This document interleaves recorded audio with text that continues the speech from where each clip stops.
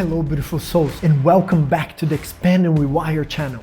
Today, I'll take you on a journey into the fascinating, misunderstood, and repressed world of psychedelic medicines, specifically microdosing. What is it? Why has it become so popular among the masters of innovation, students, moms, or anyone looking to boost focus, creativity, and balance their mental state? What has science proven so far? Stay until the end to understand the benefits, risks, and all the reasons why I say it has changed my life. What is microdosing? It's the practice of taking a very low dose of any psychedelic medicine a few times per week, just like many other supplements. It's crucial to find a dosage that doesn't alter your perception, which happens when consuming larger quantities of psychedelics. The benefits show up with time and consistency. I like saying this is a marathon, not a sprint. The most used medicines are LSD and psilocybin, these last found in magic mushrooms and truffles. But microdosing cannabis, MDMA and ketamine is becoming more and more common among different age groups and therapeutical purposes. Each substance has its benefits, from increased empathy and creativity to reduce depression and anxiety. There is a trend of replacing medications for focus and depression with microdosing due to all its benefits and the non-existent side effects and risk of addiction. Of course, the pharma industry has already understood its potential and is investing billions in the development and patenting of formulas with psychedelics. This is Dr. James Fadiman, a psychologist who wrote the book The Psychedelic Explorer's Guide in 2011. The book spreads the power of psychedelics and introduced microdosing for personal and professional development. Unfortunately, there is limited research on microdosing, but here's a mind-blowing one. The reduction of depression, anxiety, and stress has dropped drastically in only 30 days. Also, psychomotor performance and cognition tests have improved over 40% in people around the age of 55. Check the description notes if you want to delve deeper into this research. Personal anecdotes describe improved mood, increased energy, the feeling of being more in the present moment, reduced symptoms of ADHD, seizures, and allergies. But how about the risks?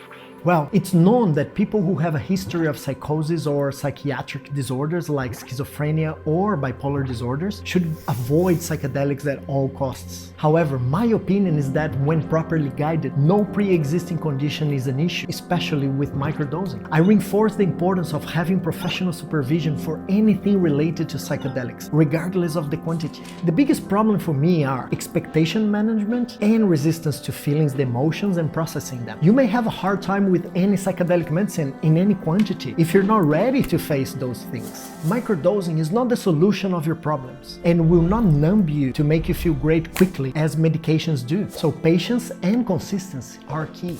Luckily, the world is waking up to understand the therapeutical benefits of these substances, as you can see in this map.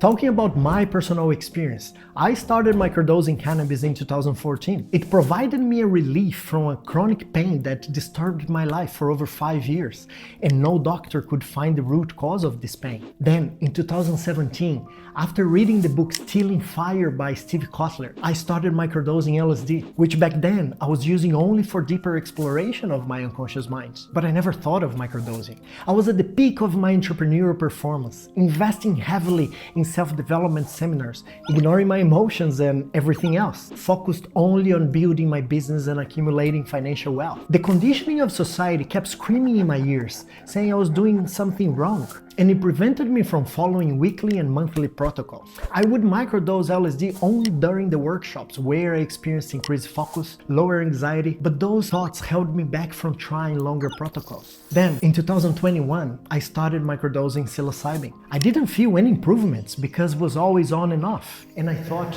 it wasn't for me. After receiving feedback from many people that were doing microdosing and all the benefits they were experiencing, I decided to try again, but this time with consistency and patience. After 2 months, I've noticed an improvement on skin reactions that I struggled for years. I also started becoming less distracted, more patient in many life situations in which usually I would overreact. I became a bit more detached from trying to control things that were outside of my control. It helped me to treat my eating disorder and addiction to sugar. It helped me to express myself and to be open to understand myself, my family, and everyone around me. It helped me to better connect with my feelings and emotions. and to observe how they were manifesting in my body, making it easier to release what my ego was trying to suppress all the time. It helped me to be less in the past, less in the future, and more where I'm meant to be in the present moment.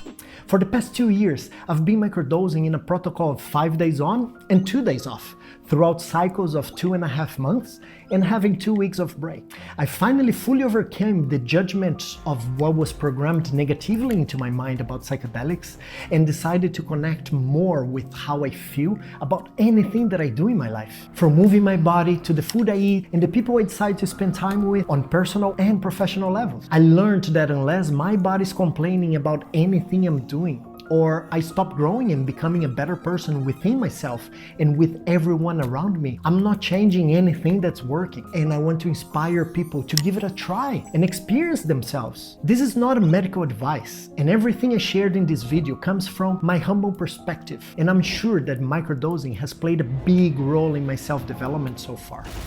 So that's all for today. However, the exchange continues in the comments below. I would love to hear your perspective on microdosing and the positive and negative experiences you've had with it, or any fears that you have around it. And if you like the content, please share with your beloved ones and invite them into this journey of self-discovery and healing. Much love, and I'll see you next week.